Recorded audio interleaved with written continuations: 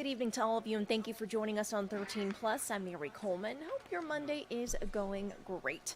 Well, removing lead pipes is one of the biggest priorities on the Biden administration's agenda. The proposed deadline, 10 years to get rid of every lead line in the United States. But our national investigative team has discovered there's vast skepticism over that deadline and whether it can be reached, and evidence the goal is already off track. Here's that story tonight.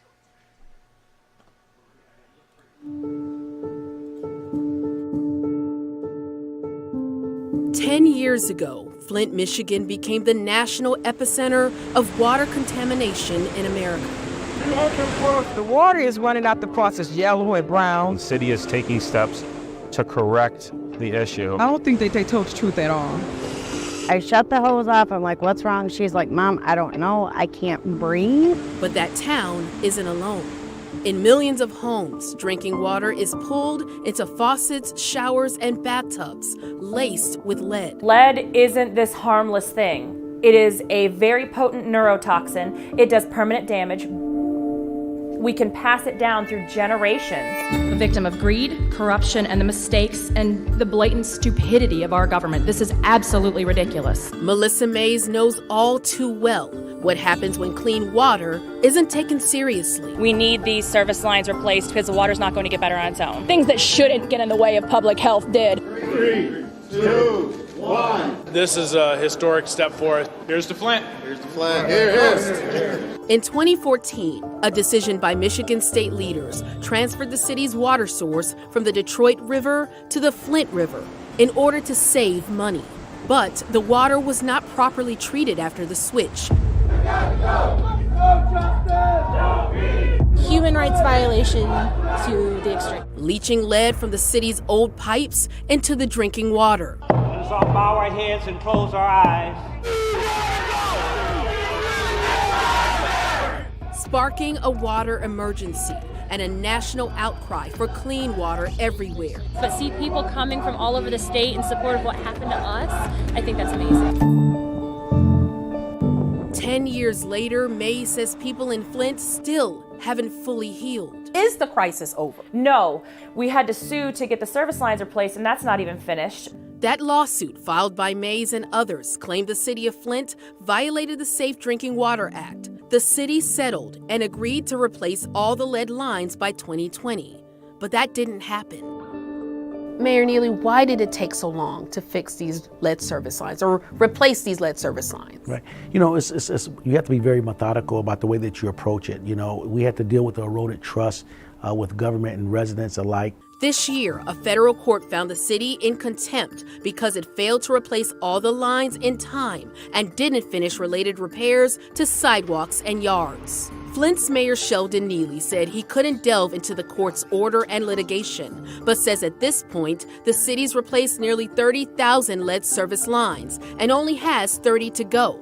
But that is now 4 years after the court-ordered deadline. So for those who may say, it took too long, there's no excuse, what would you say to people who said that? Well, I mean, many communities throughout the country are going through the same thing, and they're saying that it takes time. It takes time to be very thorough and methodical about what we do. Flint, under a federal court order, couldn't get the pipes in one city replaced by its deadline, making the job of replacing millions of lines in America in the next 10 years a daunting task. One that 15 Republican attorneys general have this year even called unworkable, underfunded, and unnecessary.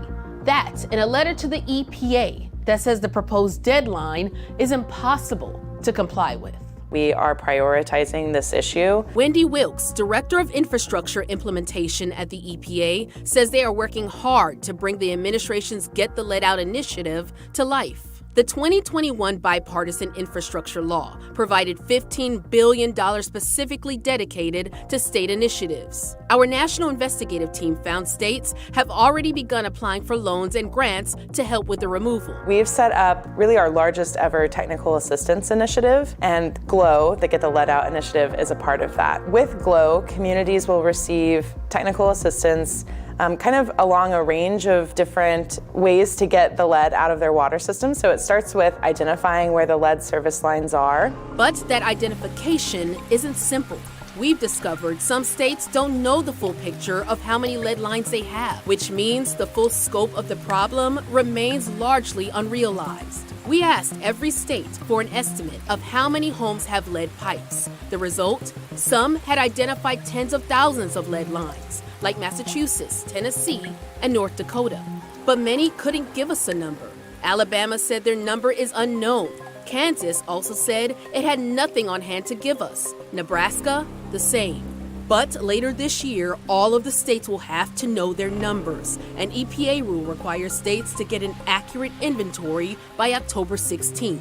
6 months ahead of the deadline, states are still collecting. Idaho says it has a handful of local inventories turned in so far. Utah is still collecting and says until it has more submissions, it doesn't have any number to provide. Counting lines is not a quick process, and the clock is ticking. One survey found it takes 2 or 3 full-time people working 6 days a week, a total of 2 months, to do an inventory of a medium-sized city. The process also isn't cheap. A report prepared for the American Waterworks Association estimates that inventorying 100,000 service lines could cost around $4.2 million, depending on various factors, like how much information a city already has. What would your message be to those states that say, this is a daunting task, we don't know if we can do it? It is daunting, and especially at the community level, it can be scary not to know where to start or where the lead pipes are, or if you're a homeowner, whether or not your pipe is lead.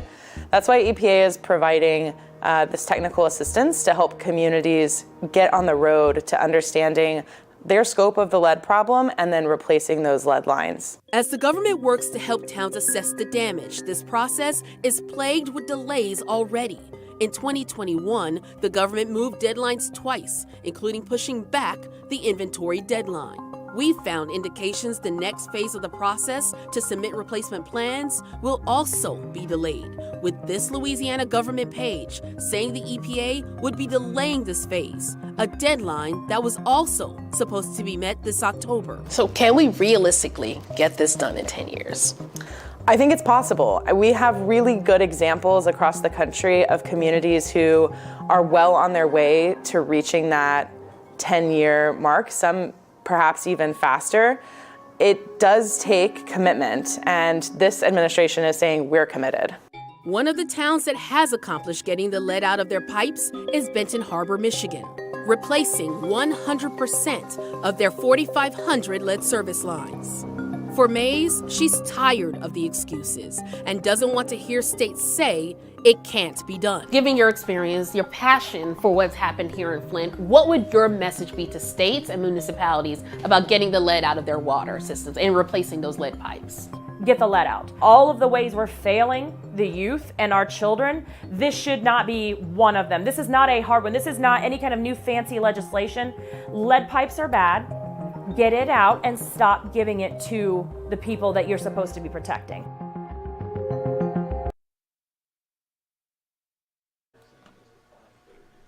Well, the EPA tells our national investigative team that $15 billion is the largest investment it is specifically for lead, but also knows that's not enough. The EPA also says if you're a homeowner and you're concerned about potentially having a lead pipe serving your home, contact your water system.